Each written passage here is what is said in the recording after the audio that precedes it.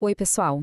Hoje a gente vai mergulhar numa história antiga sobre o que talvez seja o maior projeto criativo de todos os tempos. E é uma história que coloca na nossa frente um paradoxo bem interessante.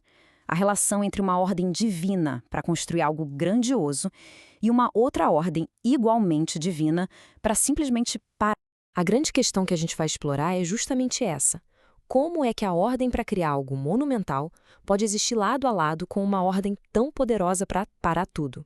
É uma tensão que não define só esse texto antigo, mas se a gente parar para pensar, define muito da nossa própria vida, né? Então, a nossa história começa com o que a gente pode chamar de o briefing criativo mais ambicioso da história. Não é uma tarefa para uma pessoa só, não. É uma missão gigantesca para toda uma comunidade, entregue diretamente de Deus para Moisés. E o projeto em si era de uma escala absurda. A ideia era construir um santuário portátil, sabe? Um ponto de encontro entre o céu e a terra. Um lugar para a presença divina literalmente morar no meio do povo.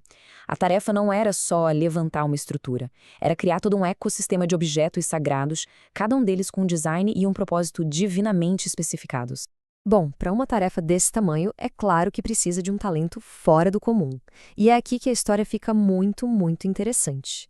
Vamos ver quem foram os escolhidos para liderar essa empreitada criativa.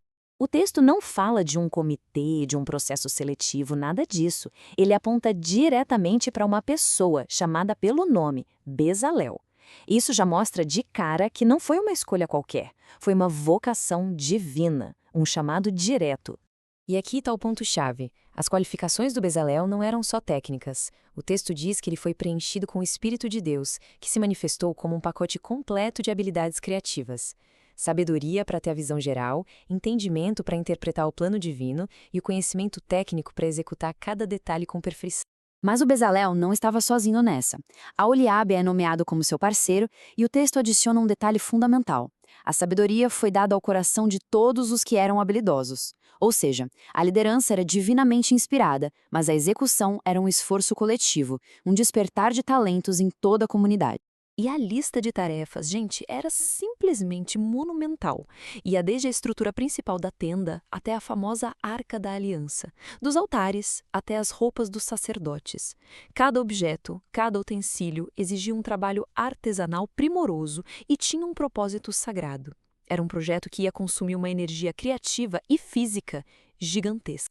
Então, bem no auge dessa instrução toda para criar, para fazer, o tom da conversa muda.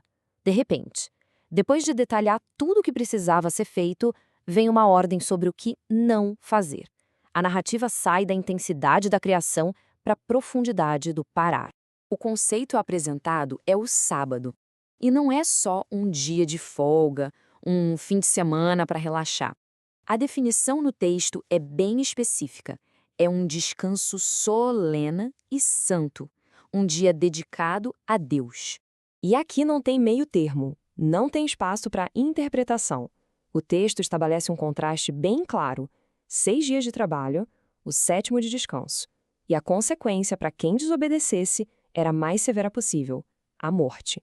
Isso mostra para a gente que, nesse modelo, o ato de parar tem a mesma seriedade, a mesma autoridade sagrada que o próprio ato de criar. Mas por que uma ordem tão séria? Bom, a razão é cósmica. A prática humana do sábado é um espelho do próprio padrão da criação do universo. Não é uma regra aleatória, mas um convite para entrar no ritmo do próprio Criador. Aquele ritmo de criar e depois parar para se restaurar. Agora, vamos ver como o sábado se torna algo ainda maior. Ele vai além de uma simples regra de conduta para se tornar um pilar da identidade daquela comunidade, da relação deles com o divino. O sábado é descrito como um sinal eterno de uma aliança, um lembrete visível de um relacionamento especial.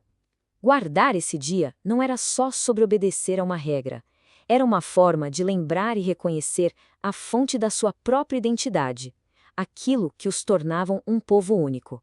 Era um ato de pertencimento que deveria ser passado de geração em geração. E assim, a gente chega ao clímax daquela longa conversa no Monte Sinai. Depois de todo o detalhado plano de criação e da profunda teologia do descanso, algo concreto, algo palpável é entregue. No final de tudo, a revelação não fica só em palavras no ar, ela se torna um objeto físico. O texto faz questão de destacar o número 2, que é um número que muitas vezes simboliza testemunho, parceria, encapsulando tudo o que foi dito. As duas tábuas de pedra. A combinação de todo o diálogo. E a origem delas é inconfundível, escritas pelo dedo de Deus.